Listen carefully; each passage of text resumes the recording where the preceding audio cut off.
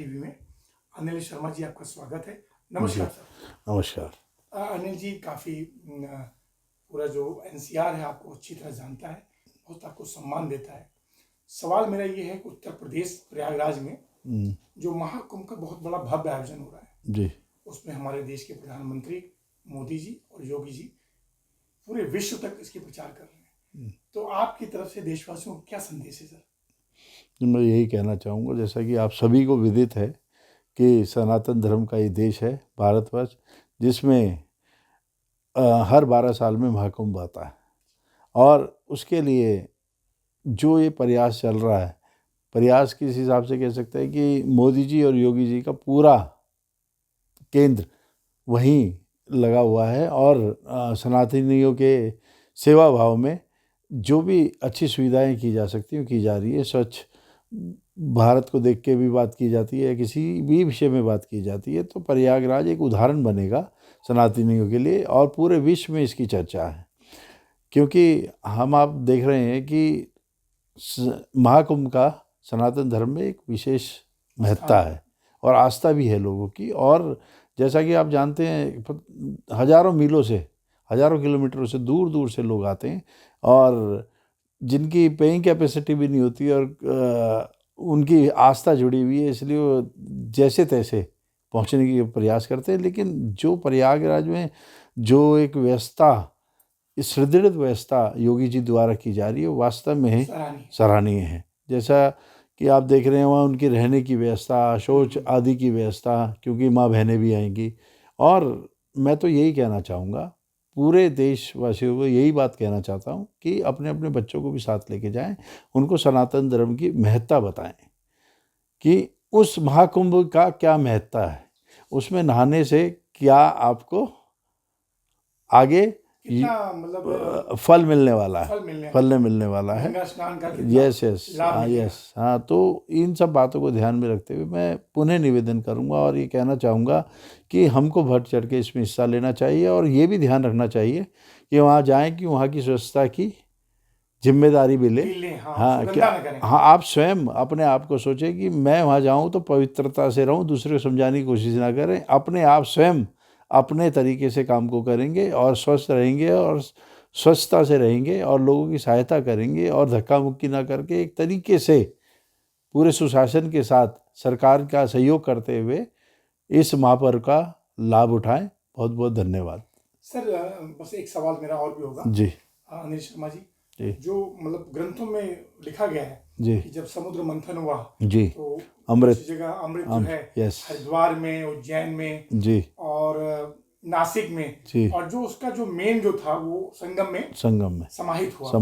तो अगर लोग जो है वहाँ जाके माँ गंगा का स्नान करते हैं, बहुत पुण्य होगा सर। जी जी, थोड़ा सा बताइए सर। और देखिए, इसमें मैं यही कहना चाहूँगा, देखो ये आस्था का एक विषय है, एक आत्मिक, जिसको कहते हैं आत्मिक संतुष्टि के लिए लोग जाते हैं। देखिए होता क्या है कि अपना आप सही है तो सब कुछ सही है, ये तो कहने की बात है। लेकिन हाँ, पूर्वजों ने इस बात को कहा है कि वहाँ नहाने से, देखिए गंगा स्नान की आप बात करते हैं तो गंगा में कुछ लोग ऐसे भी हैं कि उसमें फैक्ट्री का पानी भी, गंदा पानी भी डालते हैं और भी हैं उसमें और चीज़ें भी करते हैं। हाँ, ये करते हैं। तो आदमी को, मैंने फिर दोबारा एक ही चीज़ आपसे कहना चाहूँगा कि हम खुद ठीक है तो घर का जल भी पवित्र है, क्योंकि आप, हाँ, आप ये कहना देखेंगे वसुंधरा में गंगा जल आता है। तो जिस तरीके से हमें क्या सोचना है इस चीज़ के बारे में कि देखिए कुंभ है, कुंभ एक ऐसी आस्था का विषय है कि इसमें हम मुझे ज़्यादा कहने की ज़रूरत नहीं है, क्योंकि हर बार जब भी आता है तो लाखों की संख्या में लोग आते हैं। साधु नागा साधु वगैरह पहले स्नान वगैरह करते हैं, तत्पश्चात एक आम आदमी के लिए सौभाग्य का समय मिलता है।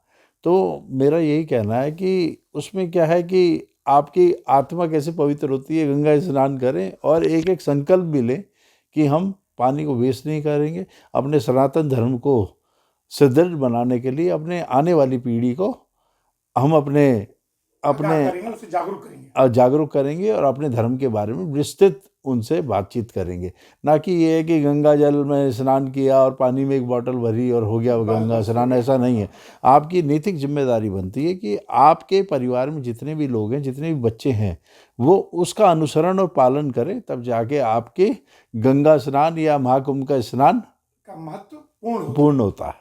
अनिल जी, बस लास्ट बहुत जी मुश्किल से आप मिले हैं जी सर। हमें याद है जब मोदी जी यहाँ पे आए थे अतुल गर्ग जी के चुनाव में, जी तो उसको मैंने कवर किया था, जी और उन्होंने गाजियाबाद को कहा था कि भाई, यहाँ के लोगों ने कहा था कि मोदी जी की कदम पड़े हैं तो गाजियाबाद का उत्थान निश्चित होना जी है, औद्योगिक नगरी के रूप में इसका पुनः ये स्थापना होगी। जी तो क्या आप केंद्र सरकार और राज्य सरकार से मांग करेंगे कि गाजियाबाद को वही पहचान दी जाए, पहली वाली? जी, गाजियाबाद के लिए तो काफ़ी कुछ हमारी सरकार कर भी रही है। बेसिकली आप मोदी जी की बात करें, योगी जी की बात करें, तो ये कहना बड़ा मेरे को बड़ा अटपटा सा लग रहा है कि आपने देखा है कि पिछले 10 सालों में जो तरक्की हुई है, मैं उस समय को याद कर रहा हूँ, उस वसुंधरा को याद कर रहा हूँ। आज से 14 साल पहले ऐसी स्थिति थी सर कि यहाँ 8-8 घंटे लाइट जाती थी। आज की स्थिति ऐसी नहीं है।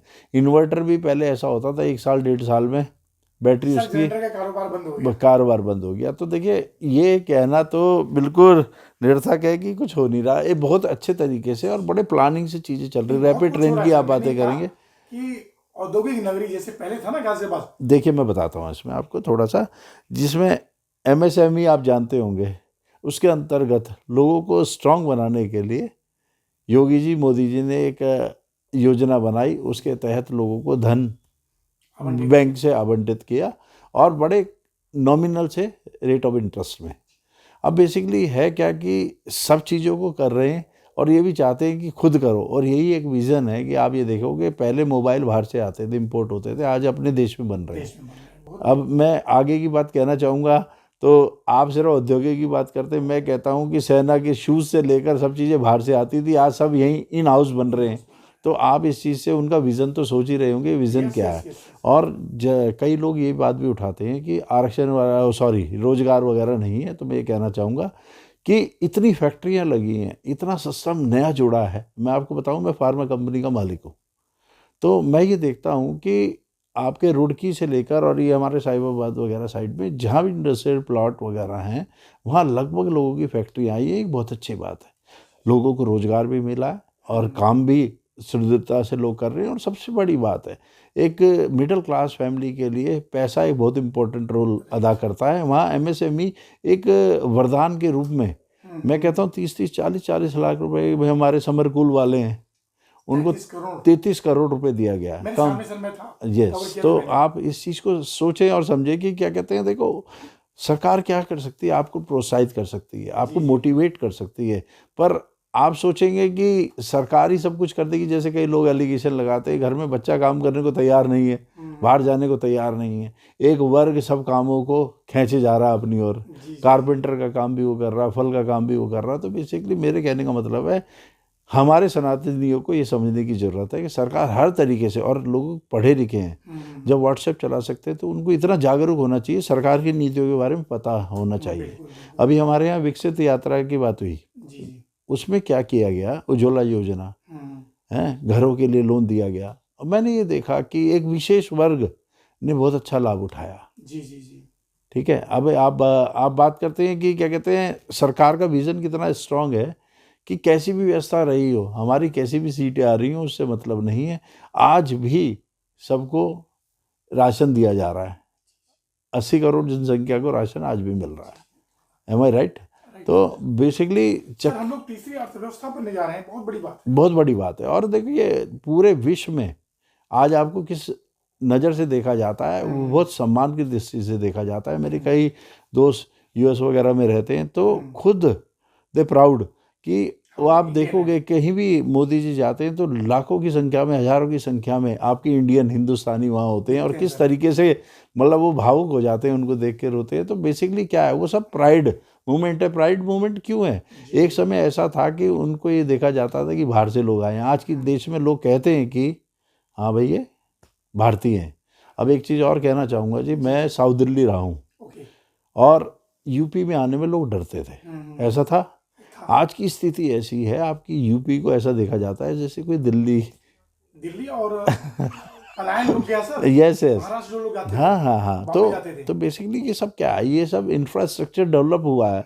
आप किसी भी क्षेत्र में ले लो, चाहे सड़कें हो, चाहे उसका उद्योग वर्ग हो, चाहे किसी वर्ग में भी आप बात करेंगे, तो मोदी जी जो और योगी जी जो काम कर रहे हैं वास्तव में सराहनीय। नितिन गडकरी जी का मैं विशेष धन्यवाद देना चाहूँगा कि एक समय ऐसा होता था कि गाजीपुर से लोग गढ़गंगा जाते थे अस्थियाँ प्रवाहित करने, हम राजस्थान से बिलोंग करते हैं, तो लोगों को 8-8 घंटे लग जाते थे। आज की स्थिति ये है, गाजीपुर क्रॉस करते हुए 1.25 घंटे में वो गढ़गंगा होता है और सेम डे वो वापस भी हो जाता है। ये सब इसके लिए सब मोदी जी, योगी जी और उनकी संपूर्ण टीम, इंक्लूडेड संगठन के मंडल अध्यक्ष भी बधाई के पात्र हैं।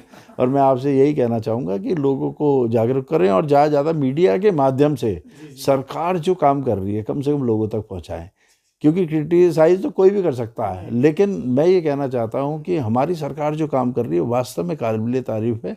ऐसा नहीं है कि कोई कांग्रेस का है तो हम उसको क्रिटिसाइज कर रहे हैं, कुछ नहीं कर रहे हैं, उन्हें भी एम्पल टाइम मिला। अब जैसे कि मेरी कंपनी में एक बात और कहना चाहूँगा, ये एग्जाम्पल है, मेरी कंपनी ऑस्टर रेमेडीज कल की डेट में मेरा बेटा टेक ओवर करता है, तो उससे बेटर काम करेगा तो मुझे खुश होना है, ना कि परेशान होना है। तो मैं आपसे ये कहना चाहूँगा, इस आपके चैनल के माध्यम से आपका विशेष तौर पे धन्यवाद करना चाहूँगा। आपने अपना कीमती समय दिया। बहुत बहुत धन्यवाद सर जी।